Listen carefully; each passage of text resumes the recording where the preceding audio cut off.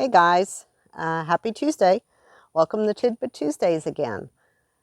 So this week I want to talk about large bills that you get from hospitals and ERs. They're the two biggest culprits. Hospitals do not like me because I talk about this. So if you've ever looked at a hospital bill, even after insurance is paid, it can be ridiculously high. So there's two things here. First, if you don't have insurance, you get a bill and it's insanely expensive. Why would they charge this much? I mean, you look at the bill, $20 for a box of Kleenex, $10 for one Tylenol.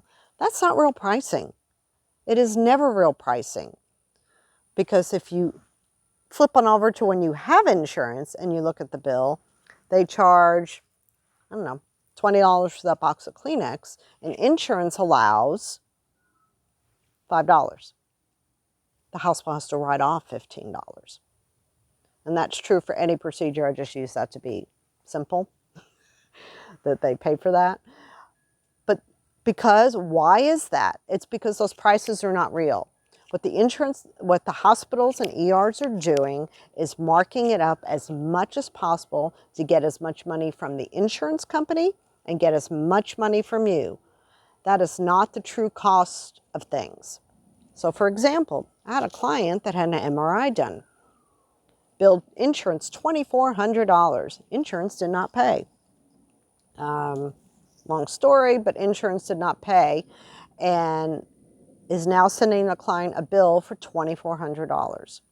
Well, I called this imaging place and pretended to be a client and said, I need an MRI. Here's my code. I don't have insurance. Can you tell me what your cash price is? Well, the cash price for that $2,400 MRI was $525. Yes, $525, nearly a fifth of what they're charging my client. Insane. So is $525 a fair price? Yes, or they wouldn't charge it. They wouldn't discount this bill if $525 wasn't a reasonable amount for that MRI. They are overcharging my client. And so I have my client write a letter and say that I'm willing to give you $525 because that's what you charge everybody else when insurance isn't a factor. So we're waiting on a response for them. But I have clients do this all the time with bills. Again, you do need to wait till the bill is 91 days old because they usually will not negotiate before that. But you can be your own advocate. You can call places. You have the coding because they've given you an itemization. You can call and ask what the cash price is. And then you have your bargaining chip. You know what they charge people who don't have insurance. They are not going to go bankrupt, I promise. Because one of the things they do when they write off stuff is they turn around and send that into the federal government. So the federal government will reimburse a portion of that write-off to them under the Uncompensated Care Act. A lot of people don't know about this act, but it's what hospitals and ERs do to gain some of that money back. They are not out of money. They are not going to go broke. What the problem is, they're not transparent about their billing. I talk about this a lot, is that places need to be transparent in their billing. Hospitals and ERs should have to list the prices for things online. Why don't they want to do that? Because they know you're not going to, if hospital A is more expensive than hospital B, people are going to go to hospital B, and now hospital A is losing patients. Well, maybe if you charged a fair price, then they would come to you. Just like any of the retail stores, they compete against each other.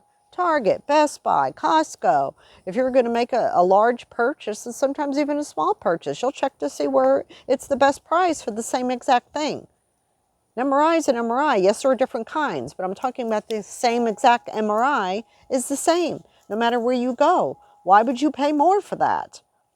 Because the other dirty secret on this is that this isn't causing insurance premiums to be high. Why? Because insurance premiums are based on age, health, and claims paid out. This is why I'm an advocate for talking to your doctor about any tests that are ordered if it's preventive, because not everyone needs everything. Just because there are some offices that will just do everything because, well, your insurance will pay for it. That is the wrong attitude to have. Absolute wrong attitude, because what that's doing is increasing healthcare costs for everybody. Not cool. So the only way to fight this is we as patients not to go along with this whole, I hate to use the word scam, but along with this bureaucracy thing they have going on where they're charging exorbitant fees, trying to gouge insurance companies, trying to gouge you, because when insurance doesn't pay, they come to you for the money. Stop doing this and asking for transparency. If we start advocating for this, at some point that is going to happen. And when that happens, you will be amazed at how prices are going to decrease for healthcare costs. Insurance is going to go down because people are not overutilizing their insurance for things they may not need. They're not charging $20 for a box of Kleenex anymore because everybody knows a box of Kleenex doesn't cost $20. The insurance companies are in on this too. I mean, it's insurance companies and the hospitals and ER providers. It's an unfortunate game that they play, you know, if between each other that is keeping costs up. We need to stop that.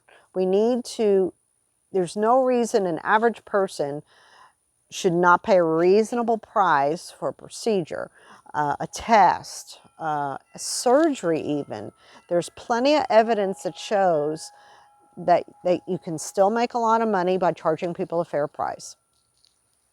Last case in point I'm going to make is there is a surgery center in Oklahoma City that several surgeons left the hospital they were working at to open this surgery center. You can look it up. It's Surgery Centers of Oklahoma. They're online. All their pricing is online. All their pricing. If you need a hip replacement, it's X. If you need a knee replacement, it's X. Caveat, they don't take health insurance because they're charging you a fair price to start. In some cases, when you do the math on your health premium with your deductible and your co-insurance, you end up paying more than if you didn't have insurance. So, and then there are people that have indemnity policies that actually reimburse them a portion of the surgery.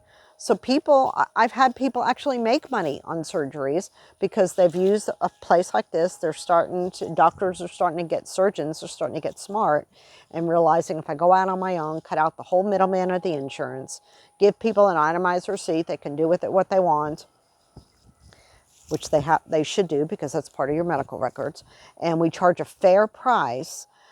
We can survive. And not only do they survive, but these surgeons in Oklahoma are actually making more money than they did when they worked at the hospital. And they're not charging people 3 to 5 times more than what the surgery actually costs.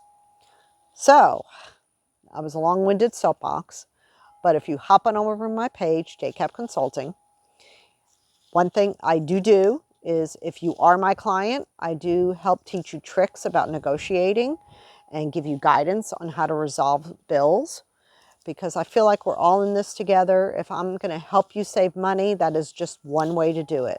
Not only do I help people save money on insurance premiums, I help them save money on their out-of-pocket costs.